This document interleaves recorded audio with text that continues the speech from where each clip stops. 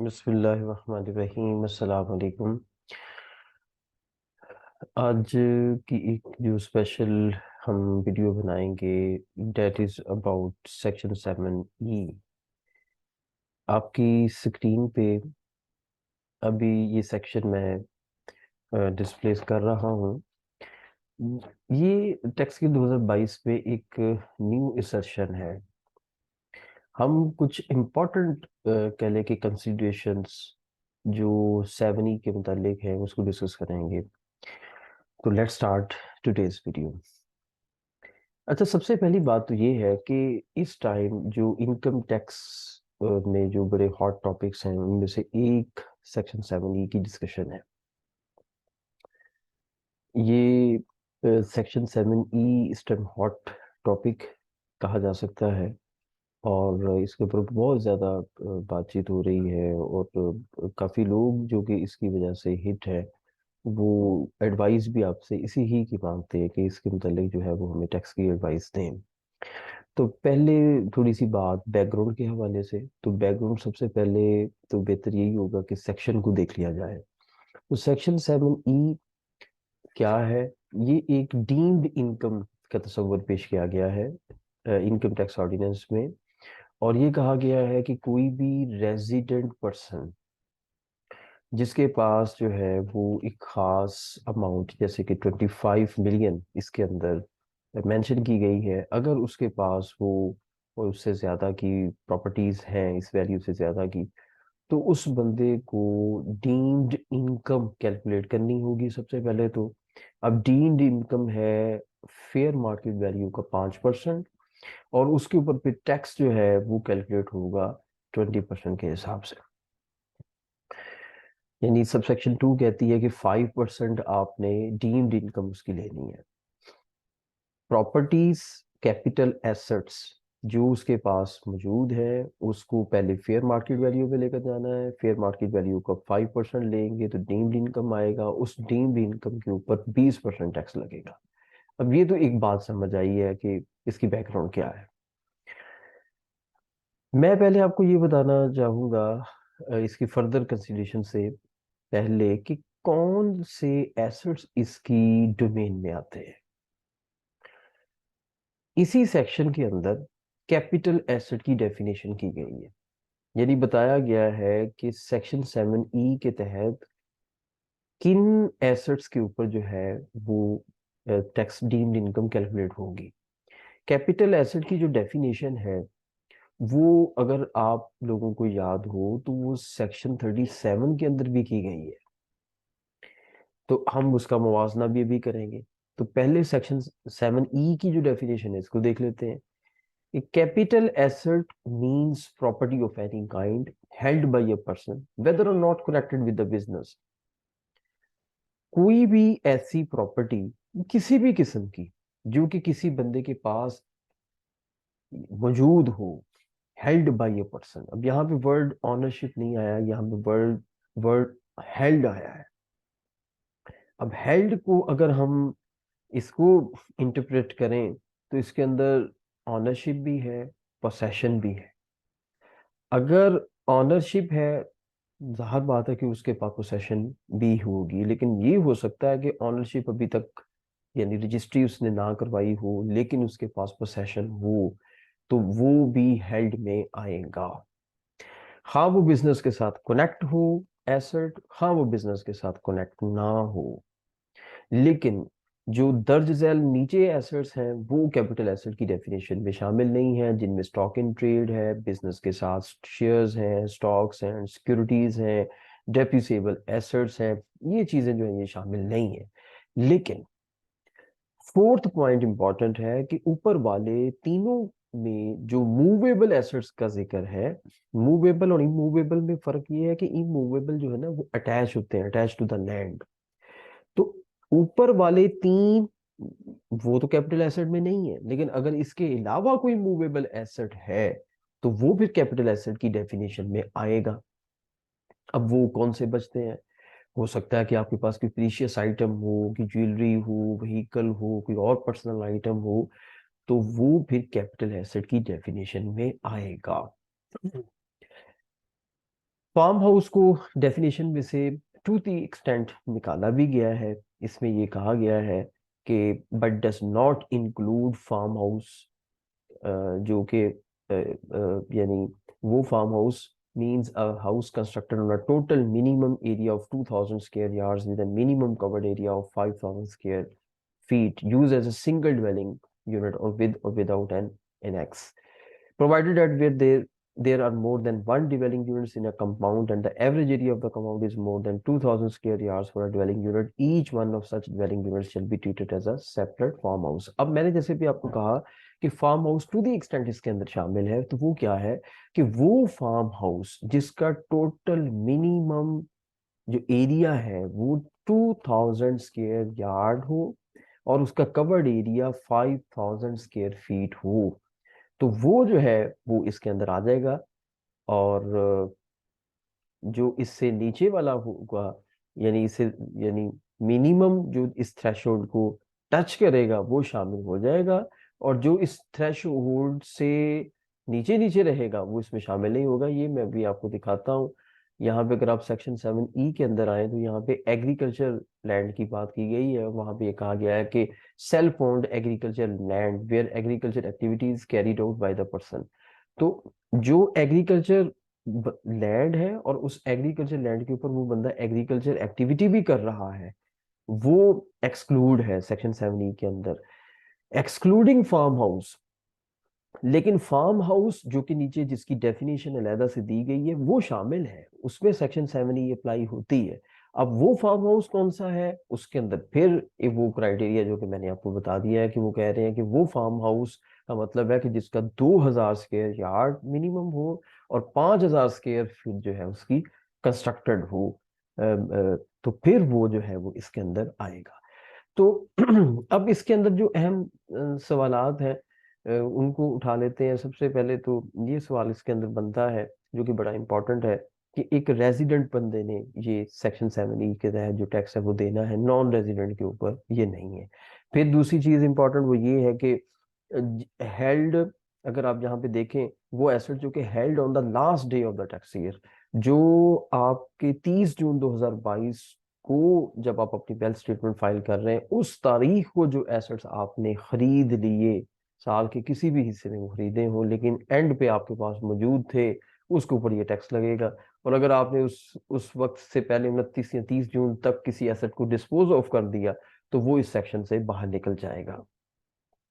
और वो एसेट्स जो कि पाकिस्तान में सिचुएटेड हैं उन्हीं के ऊपर ये सिर्फ लगेगा। फॉरेन एसेट्स की एक स्टेटमेंट भी फाइल होती है अंदर सेक्शन 116A, तो वो foreign assets and liabilities foreign assets के ऊपर ये नहीं है। रेजिडेंट बंदा, इसका स्कोप क्या है, रेजिडेंट बंदा और रेजिडेंट बंदे के पाकिस्तान के अंदर जो कैपिटल एसेट्स हैं और वो कैपिटल एसेट्स जो कि held on the last day of the tax year, उसके ऊपर ये लगेगा। और ये जो नीचे आ रहे हैं अब ABCD, ये एक्सक्लूडेड है, इसके ऊपर जो है वो डीम्ड इनकम और ये कैपिटल एसेट्स और ये कंपटीशन सारी नहीं होगी। इनमें से एक की वैसे एक्सक्लूजन है, वन कैपिटल एसेट जो भी आप इसको निकाल सकते हैं। फिर एग्रीकल्चर जो निकाला जा सकता है, फिर वो एसेट जिसके अंदर आप अपनी बिजनेस एक्टिविटी कर रहे हैं जो आपके NTN के ऊपर है और आप एक्टिव टैक्स पेयर भी हैं, तो वो भी निकल जाएगा। अच्छा, बाकी फिर D के अंदर कुछ सब एक्सक्लूजन्स हैं। तो उसमें यही है कि शुहदा की फैमिलीज और उनको जो है वो एक्स सर्विसमैन, इनको जो है वो खास दी गई है। फेडरल और प्रोविंशियल गवर्नमेंट के जो एम्प्लॉइज वगैरह हैं और उनके उनके फिर आगे जो डिपेंडेंट्स हैं उन एम्प्लॉइज के, उनको एक्सक्लूजन्स में डाला गया है। ई जो एक्सक्लूजन है वो ये है कि अगर तो आप रेंट इनकम फ्रॉम प्रॉपर्टी, उसके अंदर आपकी प्रॉपर्टी यूज हो रही है और उसके ऊपर आप टैक्स भी पे कर रहे हैं, तो सेक्शन 7E फिर डबल नहीं आपने करना, तो वहां पे फिर टैक्स नहीं, इधर ये नहीं कंपटीशन होगी। नया कोई एसेट खरीदा है और उसके ऊपर 236K पे किया है तो भी ये नहीं होगा। और उसके बाद G के अंदर वो ये है कि कोई भी ये सारे एसेट्स एक्सक्लूड करने के बाद जितने भी एसेट्स हैं वो जो बचेंगे उनके ऊपर ये है कि 25 मिलियन की थ्रेशोल्ड अप्लाई होगी।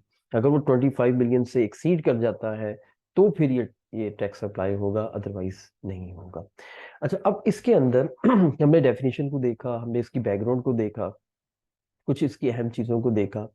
अब यहाँ पे कुछ मजीद जो इसकी जो कह लें डिबेटेबल थिंग्स हैं, उनमें से एक डिबेटेबल थिंग तो ये है कि ये सेक्शन 7E जब से आई है, एक मुतनाज़ किस्म की सेक्शन इसको समझा गया है। और रियल एस्टेट ख़ास तौर पे एक ऐसा शोबा है जिसमें हर बंदा ही हिट होता है, और उसकी कोई ना कोई properties, lands in the form of plot, in the form of house, plaza, building वगैरह होती हैं।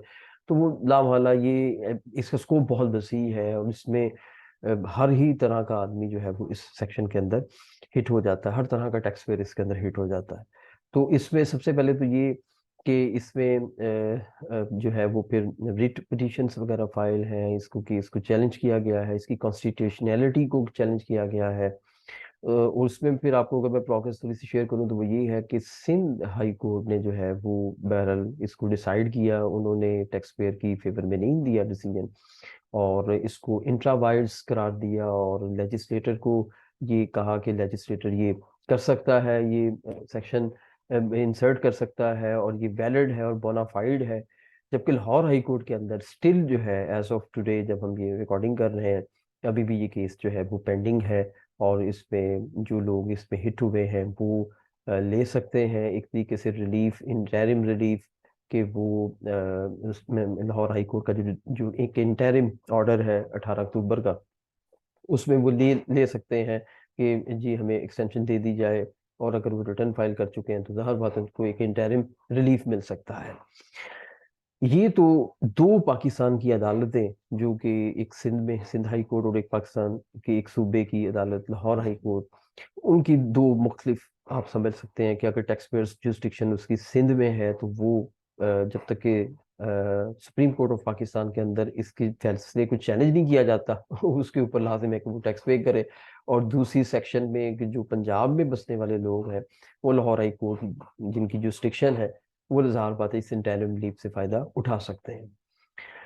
इस सेक्शन के अंदर जो मैं देखता हूँ फ्यूचर में कुछ यानी अगर देखा जाए इसकी चीज़ों को, तो वो ये है कि देखिए डीम्ड इनकम को डिफाइन करना पड़ेगा। अगर तो इस सेक्शन के बारे में कि ये सेक्शन नेक्स्ट बजट के अंदर रहेगा नहीं रहेगा, खत्म हो जाएगा, एक परमानेंट फीचर है, ये एक डिबेटेबल थिंग है। अभी इसके बारे में कुछ हतमी तो नहीं कहा जा सकता, लेकिन अगर इस प्रोविजन को रिवर्स कर दिया जाता है तो फिर जाहिर बात है कि ये एक मौका होता है हर दफ़ा गवर्नमेंट के पास कुछ एरियाज के ऊपर टैक्स लगाने का, तो फिर जाहिर बात है वो ये एरिया तो अब फिर क्लोज हो गया। लेकिन अगर इसको रखना है तो फिर इसके अंदर कुछ चेंजेस लानी पड़ेंगी। ये इस तरीके से नहीं हो सकता, क्योंकि इसका एक तो ये कि इसका टैक्स का रेट बहुत हाई है, 20% रेट है। अगर ये रेट कम होता तो एक अपॉर्चुनिटी निकल सकती थी, ब्लेसिंग इन द डिस्गाइज, वो ये थी कि लोग इसमें अपने कुछ टैक्स पे करके तो वेल्थ स्टेटमेंट के अंदर कोई क्रेडिट भी ले सकते थे। हालांकि इस सेक्शन 7E के अंदर अभी क्रेडिट लेने के मुतालिक कुछ नहीं बताया गया। तो मतलब ये है कि ये नेक्स्ट जब वो इनके इसके ऊपर बात होगी, डिबेट होगी, और इस सेक्शन के ऊपर मुझे तो लगता है कि काफी डिबेट होगी, तो फिर जाके ये चीजें भी डिसाइड होंगी कि इसके मुतालिक जो बंदा जो इसका टैक्स पे कर देता है, तो वो अपनी वेल्थ स्टेटमेंट के अंदर, अपनी वेल्थ रिकंसिलिएशन के अंदर डीम्ड इनकम को कैसे पार्क करेगा। तो इसके मुतालिक अभी बहरहाल ये सेक्शन तो खामोश है। दूसरी जो चीज़ है वो ये है कि अगर हम सेक्शन 8 को देखें, तो वो ये है कि सेक्शन 8 हमें ये जितनी भी ये जो प्रोविजंस हैं 7B, 7A, 7E, इसके ट्रीटमेंट के मुतालिक ये सेक्शन है। तो सेक्शन 8 क्या कह रहा है? सेक्शन 8 पहले तो ये कि 7E के हवाले से, और दूसरी सेक्शन जिनके आप देख सकते हैं साथ आ रहा है, वो ये है कि ये इसके बारे में कहता है कि फाइनल टैक्स है, इसके अगेंस्ट कोई क्रेडिट नहीं मिल सकता। ठीक है। तो बात यह है कि इसके अगेंस्ट आप कोई एडजस्टमेंट नहीं कर सकते, आप अपनी रिफंड की एडजस्टमेंट, आप अपनी कोई क्रेडिट की एडजस्टमेंट, कोई लॉस की एडजस्टमेंट नहीं कर सकते। तो ये किसी हेड ऑफ इनकम में भी नहीं फॉल करता। अब आपको पता है 5 हेड्स ऑफ इनकम होते हैं, हम अपने प्रैक्टिकल टैक्स कोर्स में भी बता रहे हैं, उसके ऊपर बड़ी माशाल्लाह सीरीज ऑफ लेक्चर्स मौजूद हैं, आप जाके उसको देख सकते हैं।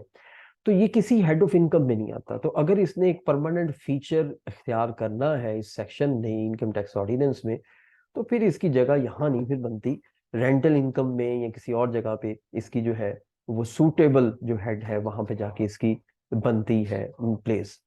अच्छा, डीम्ड इनकम के तस्वर के ऊपर अगर हम बात करें तो रेंटल इनकम सेक्शन 14 में डीम्ड इनकम का हमें जो है तसव्वुर जो है सेक्शन 15 के अंदर डीम्ड इनकम का हमें तसव्वुर मिलता है, जहाँ पे ये कहा गया है कि रेंट कौन सा चार्जेबल टू टैक्स होगा, आरसीटी। तो आरसीटी की डिस्कशन करते वक्त जो है वो ऑर्डिनेंस क्या कहता है, अब आपके सामने वो सेक्शन 15 है, अगर आप इसमें देखें तो इसमें क्या है लिखा गया है कि रेंट से मुराद क्या है। Rent means any amount received और receivable by the owner of land, ठीक है ना, एज कंसिडरेशन, ठीक है। और उसके बाद क्या है कि where any amount is included in rent, तो उसमें ये भी बात की गई। और ये देखें सेक्शन सेक्शन 4 को देखें जरा, जहाँ के कहा गया कि where rent receive receivable by a person is less than the fair market value for the property, the person shall be treated as having derived fair market. तो यहाँ पे भी ये यही बात कही गई है कि ये एक डीम्ड रेंटल इनकम बन जाती है सब सेक्शन 4 के तहत।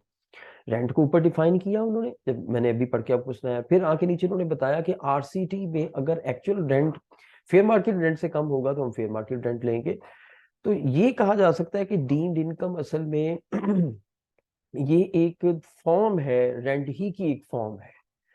लेकिन अभी इसके ऊपर जो है वो इसको एक अलग सेक्शन के तहत लिया जा रहा है, और इसके ऊपर जो टैक्स की बाकी प्रोविजंस है वो उस तरीके से एप्लीकेबल नहीं है, क्योंकि इनकम फ्रॉम प्रॉपर्टी के अंदर तो आपको मुख्तलिफ डिडक्शंस जो है वो अलाउ है।